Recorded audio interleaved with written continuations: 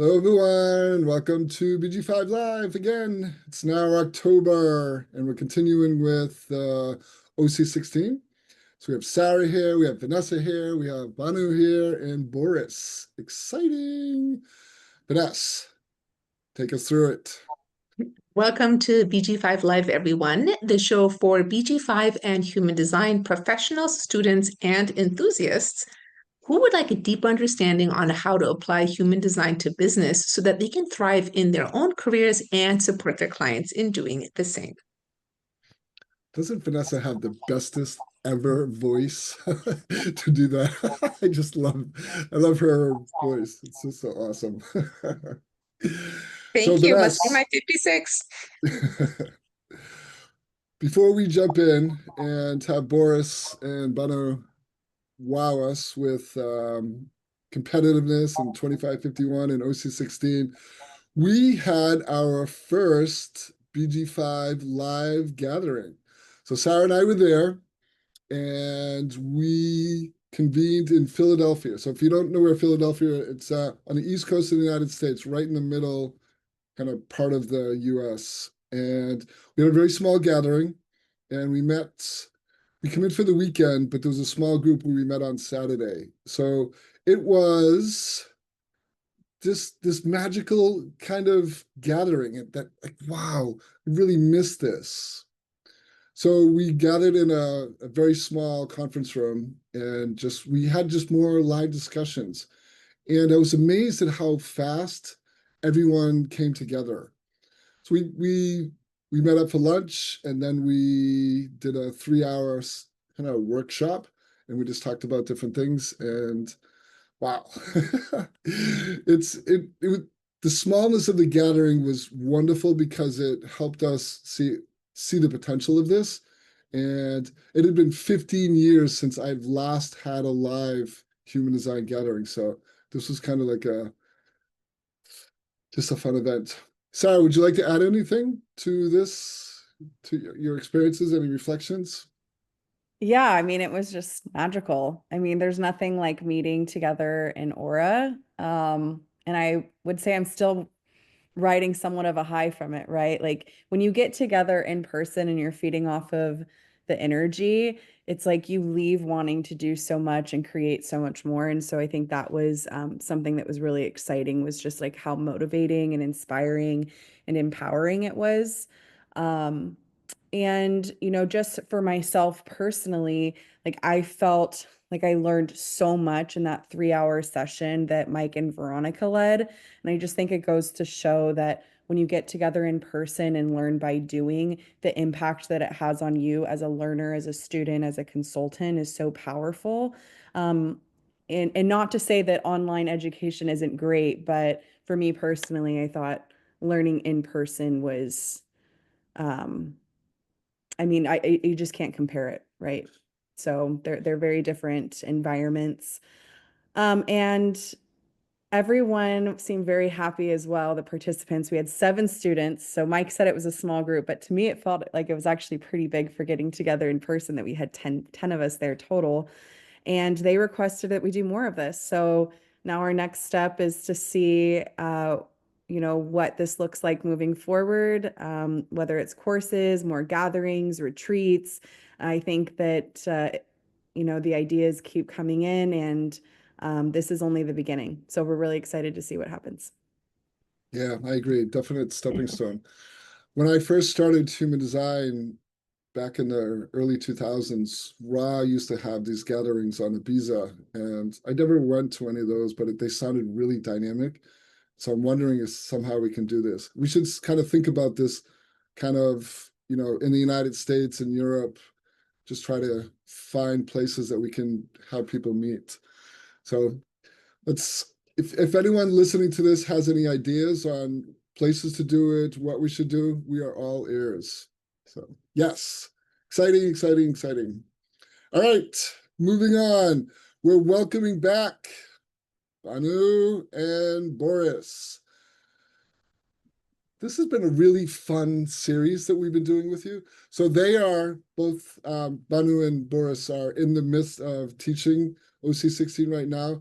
and they're telling us that they're kind of following along. So they're teaching this class, and then they're doing with us here. So they're fresh, they're ready to impart the wisdom. And I really enjoyed last session's class because I feel like I learned so much. Bano, can I turn it over to you? Yeah, thank you so much for inviting. And thank you, Boris, for also accepting my invitation to come along. He responded yes, which is lovely. Yeah, so today we wanted to touch on the competitiveness, which is actually about the spirit to compete. And it's more than what the word actually speaks to, because when we just read competitiveness, it brings certain perceptions and what it could be about, but it's just more than competitiveness. It's just one word. So we want to share a little bit about that and how it really shows up in business. And in the current cohort that I'm teaching, and Boris is beautifully assisting me. And so this cohort, yesterday we worked on this, and there were a lot of live good examples of how it could show up. And of course, looking at these in silos are not right because they all interact at the same time.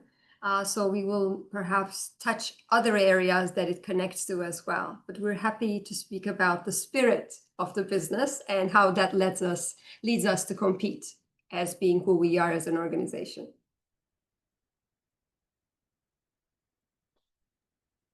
So Mike, if we could just go to like slide 12, is 12 about competitiveness?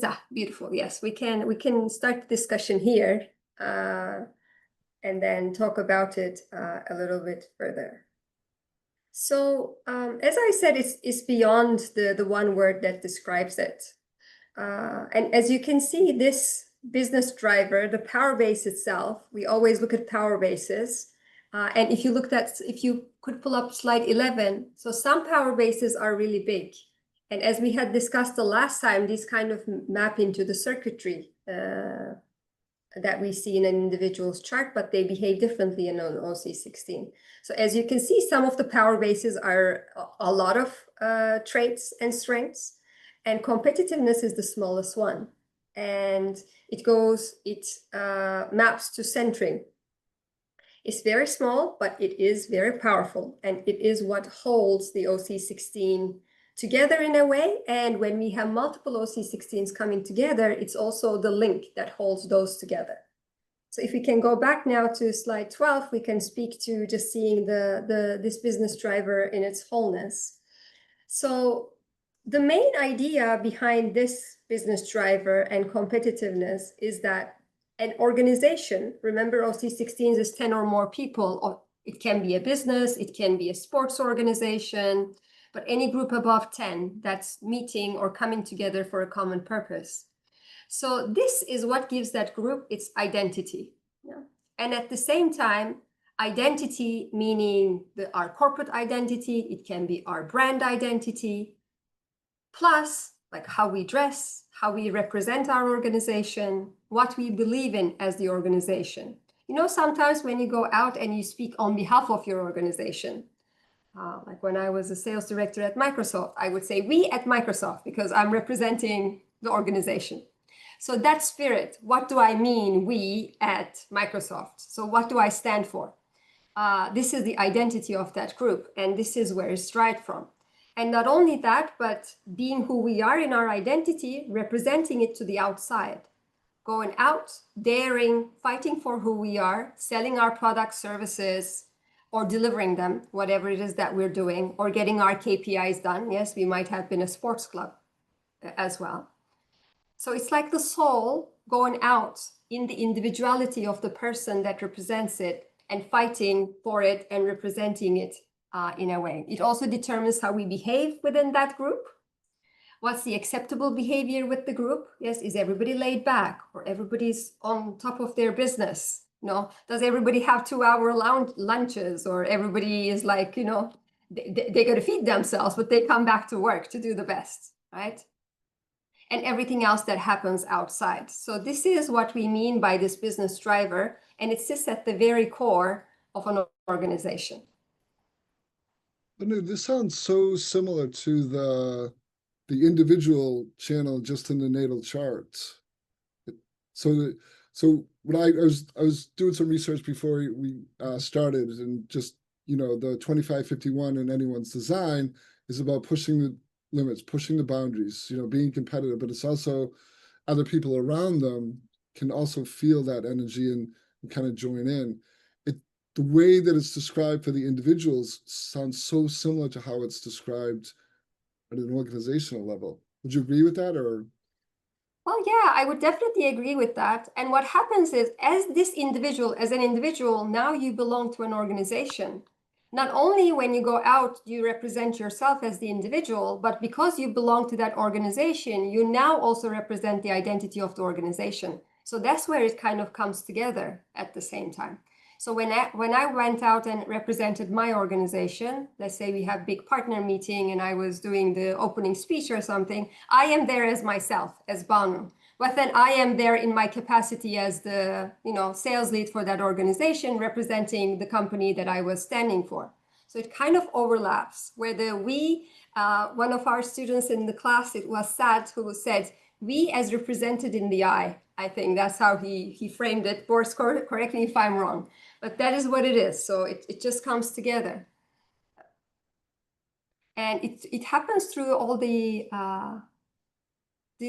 I will call it the conditioning, not the conditioning, but maybe the indoctrination. So you belonging to an organization, the moment you have that agreement signed between you and that company or that organization, it can be a non-governmental organization or nonprofit even. Once you have that connection between you and that organization, something else trickles onto the individual as to belong to that organization, and it's represented in this. So I'm trying to imagine. So last session, Boris talked about he had the 2750, and it's just really different from the rest of his design, but it really fit the role he had in the corporation that he was working with.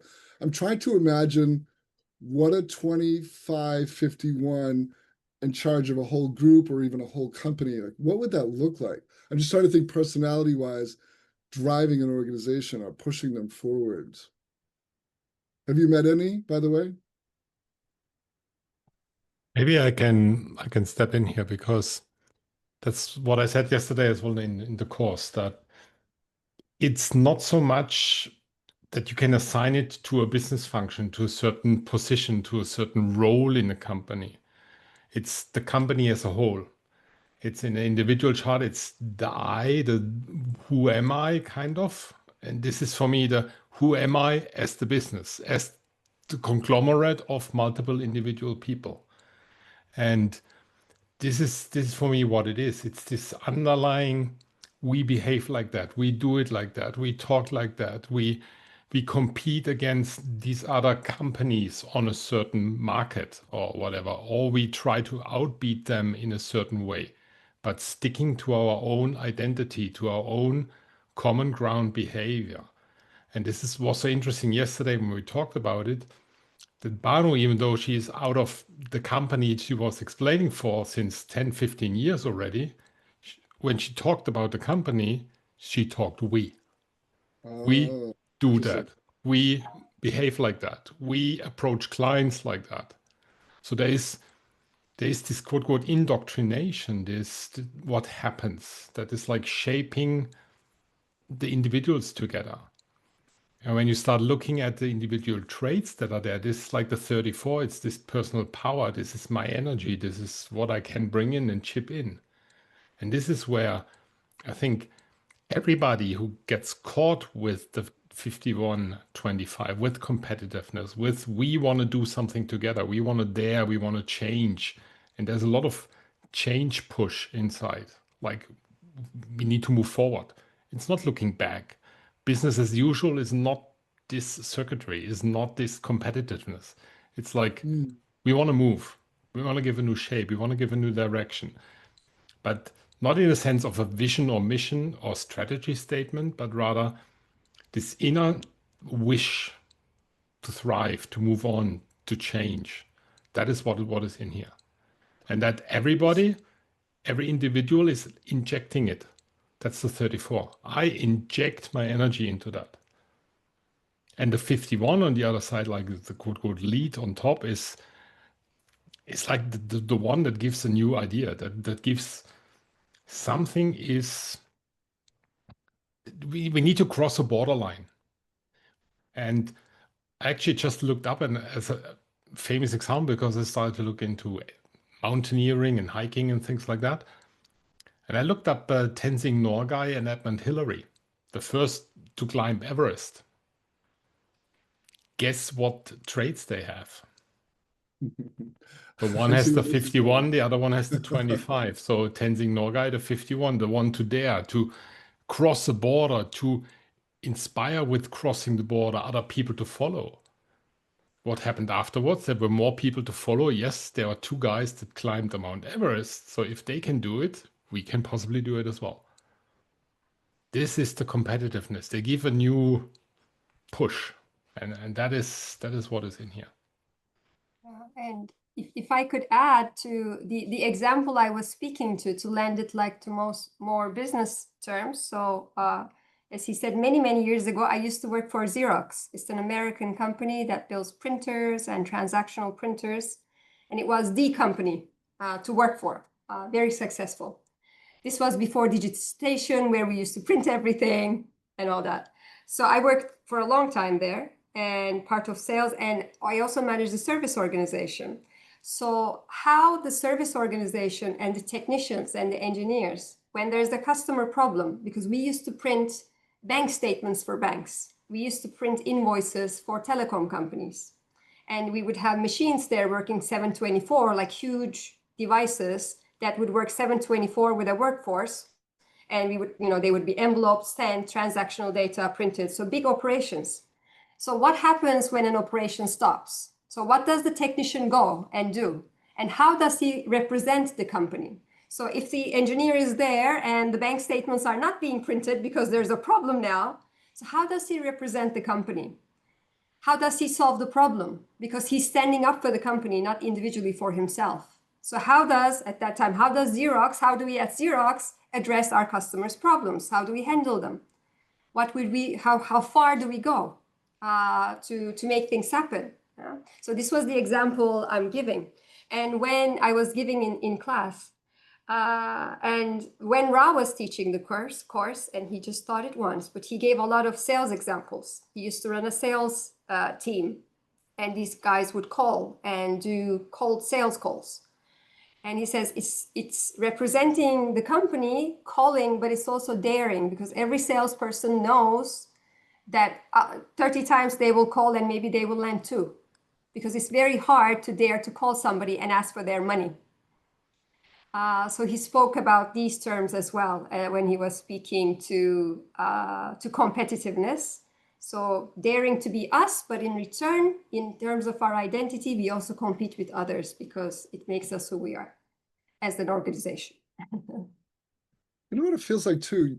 You both have been talking around this the competitiveness and identity, but it also feels to me that it's associated with culture.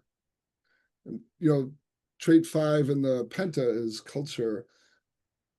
That doesn't take place in the Wa. Well, that's not true, because you have teams. Well, it does, but through this actually. So you're spot on. Yeah, it's interesting. Yeah. I also found it interesting, you talked about competitiveness, but also the way you talked about, okay, the technician shows up at the company, he's representing the company in a really powerful way. I'm going to fix this problem. Is that part of the competitiveness, problem solving? In a way, it will be. How we approach the problems and how we solve will be. Some companies are, all right, customer, I'm here to solve your problem. Or like, yeah, I'm here to support you, right? We were talking about when we were discussing in class, there was a lot of examples, and we were talking about code of conduct that determines, like, the companies have these things determining what you should be doing, what you cannot do, and all that. And these are written rules. And on top, we have the unwritten rules, learning from behavior and how we handle things. And we talked about airline companies. Perhaps all airline companies have similar code of conduct, what they should and they shouldn't do. But when you go, the customer service is different. So how do the flight attendants handle their passengers, for example? Every company is different. And so it's like it's the company culture as it represents, as it shows up externally, for example. So company culture is also a big part of it. Although, of course, we can't really silo and say it's only about competitiveness. Other business drivers will also build into this. So we like, when we speak about OC Succeed, it's not like a 1 or 2 dimensional thing. I like thinking of it like a big sphere. It's networks, connections, so many things happening at the same time. So many other things also factor this in, but culture definitely belongs to this as well, because I love it the way you're determines the describing behavior. it seems so multidimensional the way you're talking Mhm. about it. Really interesting. Can I ask you a question? When you think of it, possibly it's like a hub and spoke thing. Mm, Especially when it grows bigger. And we talked yesterday as well about culture. If culture is a mix in here, culture is definitely a component in it, but it's as well then the corporate identity, the visuals and things like that that represent the company. How is the technician? What kind of clothes he or she is wearing? Is it a blue? Is it a green? So that you see as well, look, I represent Xerox not only by what I do, what I say, but as well, how do I dress? So there's a lot of components that come together in here. So it's what this behavioral hub that brings everything together. So mm. that your sales team, your finance team, your operations team, your manufacturing people, your sales people out there, your, I don't know, controls people, your management, they behave in a coherent and cohesive way, representing what the company stands for. And this is the essence for me of competitiveness. And that is why you can't allocate this to a specific business function. Like logical enforcement, what we talked before, is something you can attribute to an internal controls audit department, likely. They should have it. But this one here, everybody needs to have it. Everybody needs to be enclosed into this into this thing. Otherwise, it's not the we, it's not the us. It's not like, look, this is how we do, and this is how we challenge, and this is as well kind of a pride thing. I mean, imagine the times when Nokia was the leading mobile device manufacturer, and suddenly an Apple came up, like the smartphone, first time. And like that is the initiative, the daring. Like, look, there is something. We want to be better. We want to use that, but build something on top. And that is like possibly Nokia just missed the boat because they were comfortable. There was no initiative. And initiative is the 51. It's like this. There is something. We need to change. And that is different than we possibly talk about the innovation circuitry or organizing channel as well, which is similar again, but possibly as well different. But this one is where it links the whole thing together via the hub and spoke principle. So to reflect, the 2551 competitiveness in the company is not one department. It's a culture, it's a DNA that gets infused through the whole organization. Yeah, exactly. Is someone responsible for that kind of ethos, that DNA being disseminated through the company? I don't think it's named, so I'll give you my perspective. I don't think it's named, but it trickles down from the leadership, I think. Yeah, the CEO and how they envision the culture and what they would like to see in their leaders, because then that kind of gets into a leadership profile that this company would like to have. And then it trickles down because these people will lead in certain ways.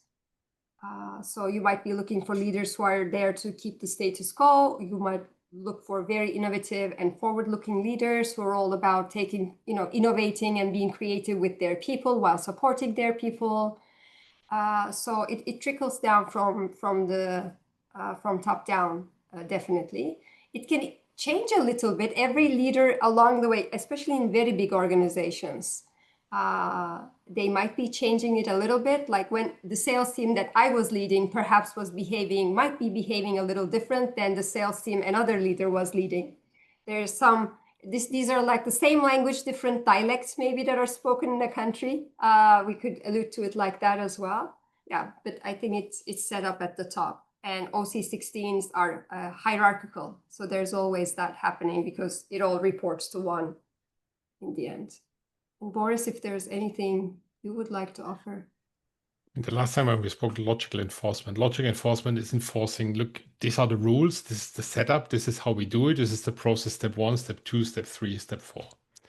Now, for me, this one, especially when you talk salespeople, in larger companies, you might have, or corporates, you might have a region Asia, a region Latin America, a region Eastern Europe, Middle East, something like that. And there you have sales teams.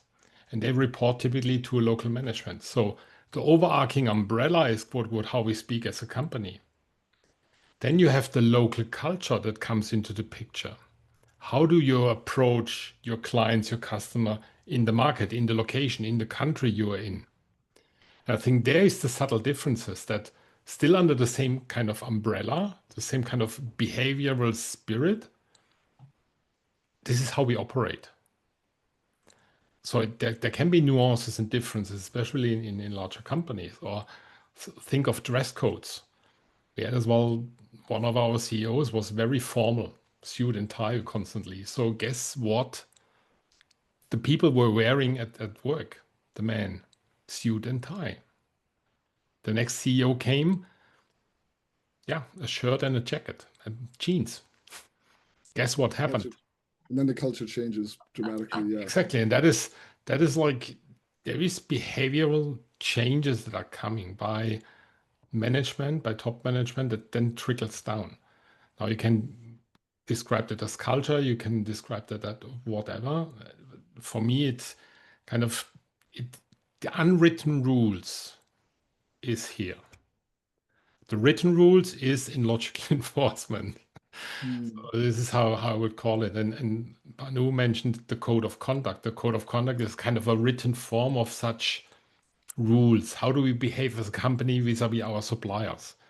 That we don't bribe our suppliers, that we do something for compliance, internal and external. We follow the rules, the laws and things like that. This is all written there, but that's kind of superficial. Then the details are worked out via logical enforcement, via all the controls and stuff like that. But how people like adhere to the code of conduct, that is this kind of behavioral company spirit thing that is in here. All right, I have a question for you guys. So last session, and just you were just talking about this. So the 2750, which we talked about, has a lot of logic in it. So what you're doing here, this is what I'm hearing. You can tell me more. So you're bringing in the circuitry thematics. So logic is, step by step, making sure things fit, make sense. But when we look at competitiveness, this is some of the most ultra individuality in design. Not to be told what to do, try to find your own purpose, find your own way, find the behavior that works. How does that level of individuality fit within either this kind of power base or within the company? How do you see that? So I think here it's tricky when you try to really map it one-on-one, right? So here I think the thing that really maps is the fact that there's identity here. So when we look at individual, out of that identity becomes that individual and what they represent. So for the organization, it's the organizational identity now that becomes the identity, and that organization kind of becomes the it has its own identity. It stands like an individual. The we, as it stands for, stands like that. So that's the overlap that I can really think of in terms of that. And then everybody starts doing similar things, similar identity, similar behavior, just like the examples we gave. And then in that way, this transauric form, the organization can stand up as if it was an individual, incarnated in the people that is part of it that stands up, right? Because transauric forms, they don't have form, actually, they're transauric. But they have form in the individuals that belong, and that those individuals go and stand and represent the identity of that organization as if it was an individual in itself. So yeah, that's how my interpretation of it. Yeah, it would make sense. To be competitive, you can't just keep doing the same thing over and over and over. So at some point, some change needs to be initiated or injected into the way we do things in order to keep being competitive. Exactly. And Mike, it kind of ties also the 34, and Boris was alluding to it a little bit. So with all the initiation, the daring, the standing up for who we are, that we're going to go out there and compete and be who we are. Yes, because organizations are put together either for material success or they have other KPIs to deliver. So we got to go out and do that. That's why this organization is formed. So then we have to go out and dare to make it happen. And the 34 component is also all of this happening, but it ties to where this organization puts its energy at the same time.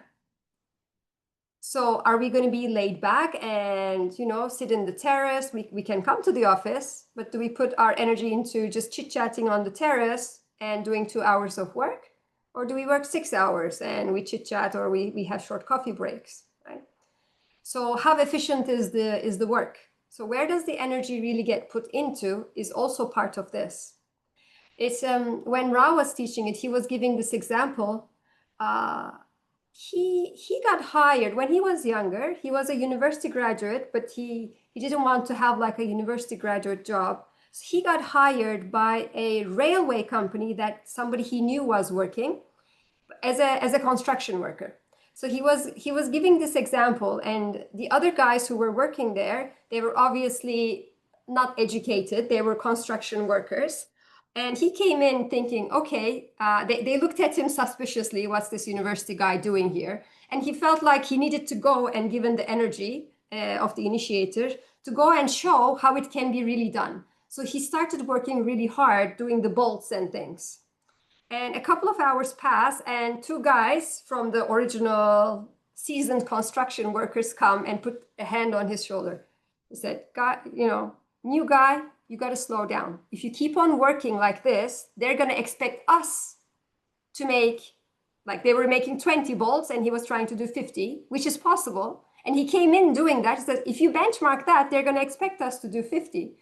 So they said, slow down. I could see where that story was going.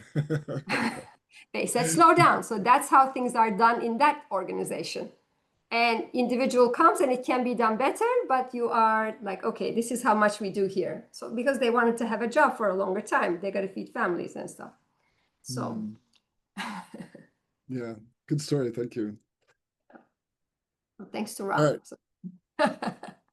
So I have a little bit of a challenge for you both. So imagine we have a lot of BG5 consultants who are learning this craft, who don't know a lot about OC16. They're listening to our podcast and they're getting a sense of this. How would you explain this competitiveness to someone who doesn't know anything about organizations? Like keep it at like a white belt level or like the 101 level. Like how can they understand this in a way that makes sense? I hope that's not too big of a challenge. Yeah. So when sat in class, he summarized like when the Boris remind me how he exactly said it, but he said, "This is the we as represented in the I, and then the I as it contributes to the we." But that's exactly what it is. So the corporate identity coming alive in an individual's body as we go out and do things for the organization we're part of.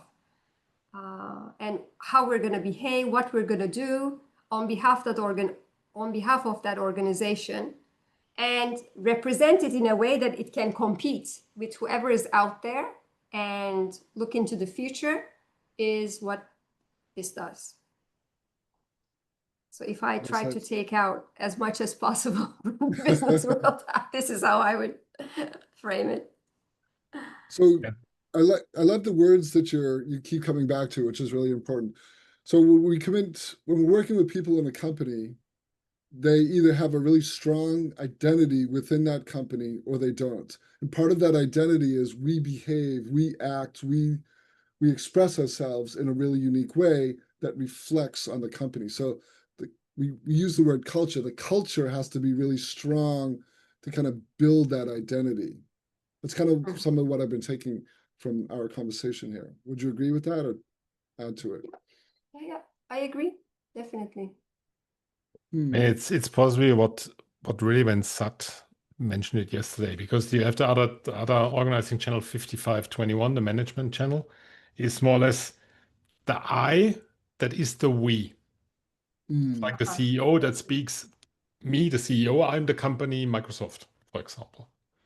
The 5125 is the we that is the I. So we all together, like sitting here, for example, we are Microsoft. That is the difference. And what you mentioned as well is that the 51 is this, it's not so much change innovation, but the 51 in itself in human design as well is this melancholy when nothing interesting, nothing new, nothing challenging is happening. It's boring. It's craving for this. There must be excitement. There must be, I need to move somewhere. I want to work on something. Otherwise it gets boring. It's tiring and whatever. I think this is it. This is the forward-looking push to change something for a common ground, for a common purpose, instilled in a larger group or an organization Nice. or a company. Good. Good. That's perfect. Thank you both. Thank you both. Would you add anything as we begin to finish up? I think we pretty much covered everything around this, and we're busy like building some case studies where we can. The way we're a little bit evolving as we go through the class together with everyone participating as well, and it's evolving. So when Ra taught it, there was obviously not so many. There was examples from his own experience, and then the business world has evolved since the 25 years that he has taught it. So we're trying to find examples every time we do a certain business driver in class around, okay, where do we see this in a company? And because it's a certification and consultancy course, we're trying to think, okay, what problem would the company that I go to have that I would utilize now this knowledge set to solve their problem? And we're thinking like if the company was asking for how do I make my company culture more cohesive? How can I make my sales teams more daring and being able to go out and pitch better and close more sales? This area definitely can be used to look into the presence of this power base within the organization or in the task forces that we can form to actually help an organization excel here as consultants. Yeah, so we don't like talking theory only because then what do we do with the information? So always taking a reverse engineer it into, okay, you know, what would the business case be that we would use this is something we like thinking a lot. And these things, these examples I gave are things that we thought of. Is there anything else you can remember, Boris, that we thought of in terms of real life scenarios where this knowledge set could be applied? It runs across the company already. This is not It runs easy like across the other. company, and it's like, yeah, how do you apply the knowledge in a business problem context? Because people would come to you when you're a consultant, BG5 or 6 in consultant to help you with a solution. And how you would apply that knowledge and what specific knowledge, because human design BG5 or 6 in is so wide. You can Right. bring in all the details, but possibly if you would be my client, Mike, you wouldn't need all the details. I need to be able to pick and choose what would you need to solve your problem. I think this Nice. is what we want to come down to say, like, look, here is your toolkit. And these are business scenarios, and you would use what in that given business scenario with that business problem you're trying to solve. That's the idea. Thank you both. Okay, so I'm going to step back for a moment, and I want to reflect something that both Banu and Boris are talking about, but they didn't explicitly say. So I'm gonna put words to it. So when Ra taught first BG5 and then OC16, that was over 15 years ago. So here's the challenge that we're taking on in the BG5 Institute. It's this. Business is evolving and growing on a lightning fast level. So we in the Institute, we're trying to hold the original teachings while evolving it to fit current day business applications. It's not an easy thing to do. So we stay true to the human design parts, the essence of it, while continuing to evolve it and grow it. And what both Banu and Boris were talking about is the application. How do we apply this really amazing knowledge in ways that fits today's people in business, companies, what have you? So that's part of our work. That's part of our work. And it's really fun and it's really amazing and it's really cutting edge. And it's also a little bit challenging to do this. Maintain the spirit of design, human design, while evolving it at the same time. So I'm very excited to be working with the two of you who are on the cutting edge of this, especially working in corporations. So thank you both. We look forward to continuing the series with you. Quick announcement. So Vanessa and I will be on the next show. So both Boris and Banu won't be able to show up for next. So we're actually going to diverge a little bit from OC16. We'll take a little break from that. We're going to be doing chart analysis. So anyone who wants to come on the show, one question, give us your chart, and we can look at it through a business lens, and we'll be able to do that. So you can send your question in your chart to the office at bg5institute.com. That's the email. And then we'll be coming back in November 11th and the 25th is our 2 sessions in November. So thank you both. Thank you everyone for listening. Have a great week. And we look forward to seeing Banu and Boris in November. Thanks, everyone. Bye for now. Bye. Bye.